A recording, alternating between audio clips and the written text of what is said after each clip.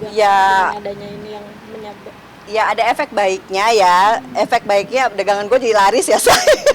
Tapi iya, tapi kan malesnya aku tuh pengen vakum dulu, bener-bener aku tuh pengen stop dulu gitu loh. Jadi begitu muncul tuh dengan wajah baru. Tadinya kan kepengennya aku muncul dengan sinetron judul yang baru atau film baru dengan yang berhijab gitu ya, yang bener-bener yang hijab yang bener, yang hijab yang sebenarnya gitu loh. Ini muncul dia lah udah tahu udah berhijab itu gak ada spesialnya. Tapi kan padahal niatnya awalnya kayak gitu banget, sekarang yang malah keluar muncul jadi dugaan penggelapan mobil apa. Kesel juga nggak sih? Kesel lah, ya kesel lah. Maksudnya gini loh, aku tuh sebenarnya kepengen orang tahu cukup Della Puspita aja gitu loh. Perempuan yang berkecimpung dunia entertain, main sinetron, bla bla bla bla gitu loh. Bukan isi Sari Heni Puspita yang dibawa.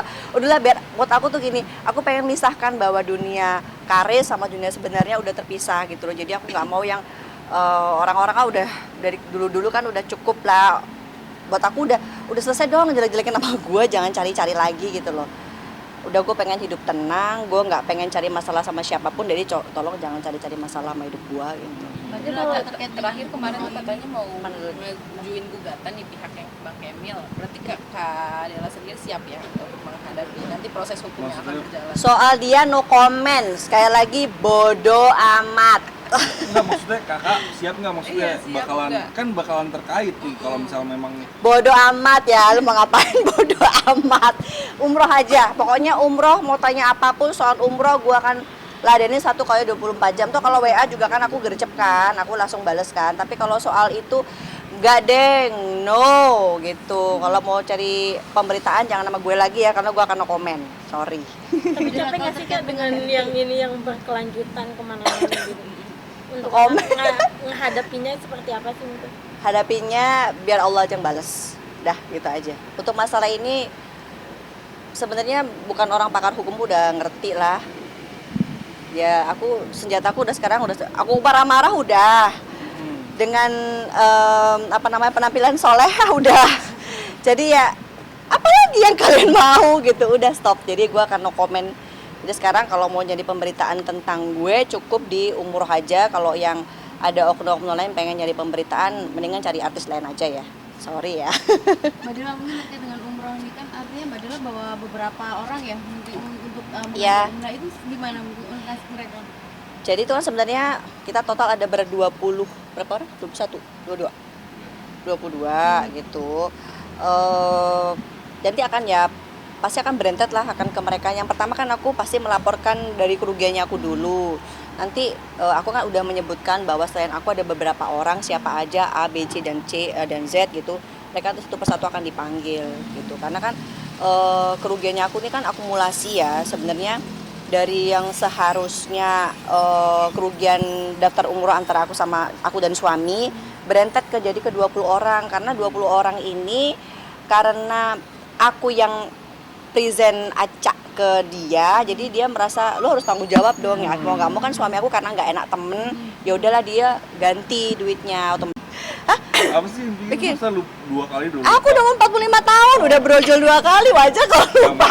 Makanya brojol dulu. Lagi kepikiran apa gitu sampai lupa? Enggak. Tapi Mbak Della mungkin next ada agenda Pemanggilan lagi? mungkin ada pemanggilan lagi jadwal. Belum tahu. Selanjutnya apa? Nggak tahu sih, kita ikutin prosesnya aja. Pokoknya kalau memang dipanggil ya kita datang. Kalau nggak dipanggil ya buat apa datang gitu kan. Yang pasti ya aku ngikutin prosesnya aja dan berharap bahwa kasus dugaan penipuan umroh ini segera bisa ketok palu. Yang merasa berbuat menipu itu bisa dihukum setimpal dengan perlakuannya gitu. Berarti pelapor udah ada pemanggilan, udah pernah datang ya? Udah pernah. Ibunya juga udah. Akan ada info lagi nih, terlapor akan datang lagi atau gimana? Belum, tadi aku nggak nanya sih ya. Tapi kan biasanya kayak gitu-gitu kalau kita dipanggil suka yang itu udah datang belum kayak gitu kan. Tapi nggak tahu juga sih. Nanti ya kalau misalnya udah dapet info aku kapan dipanggil lagi, nanti aku kabarin. Nah ini kan awalnya di Polda ya. Apa dilimpahin ke sini atau gimana? Iya, dilimpahin ke sini. Ya kan Pak? Muka aku glowing kan ya Sa? Iyalah owner skincare loh.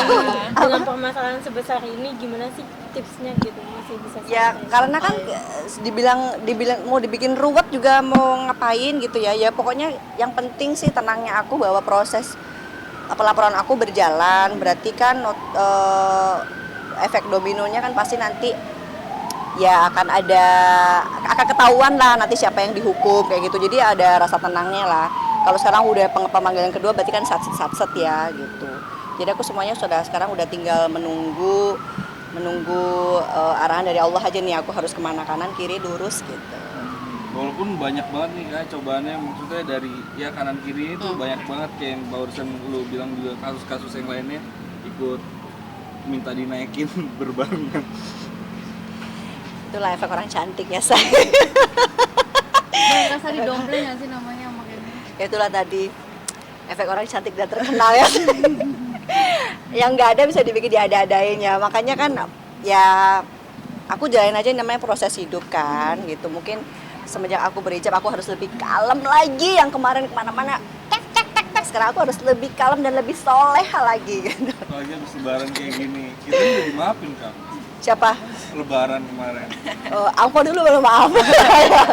Ya udahlah, kalau aku sih namanya orang hidup pasti ada masalah gitu aja ya. Jadi aku coba untuk menjalankan semuanya dengan ikhlas, karena kan kita semua harus yakini bahwa kan Allah tidak akan memberikan cobaan melebihi kapasitasnya kita ya. Aku coba jalanin aja, namanya hidup kan berputar terus ya. Dulu aku sempet seret-seret kemana-mana kasus-kasus ini itu, sempat adem terus sekarang seret lagi. Emang hidup kan gitu kali, sirkulasi kehidupan aku tuh kayak gitu kali. Jadi ya jalanin aja lah gitu. Cobaan yang lagi belajar hijau atau gimana nih? Coba Mungkin. hijau nih, cobaannya. Sebenarnya Menurut cobaan Kakak dia, sebenarnya cobaan dia bukan cobaan aku. Dia kuat gak jadi pasangan aku? Yang perlu dengan liku-liku ya say. Gitu, oke? Tapi menurut kakak gimana? Maksudnya make sense gak dengan mungkin lagi belajar pekerja jadi ada cobaan? Sini kau. Sini kau.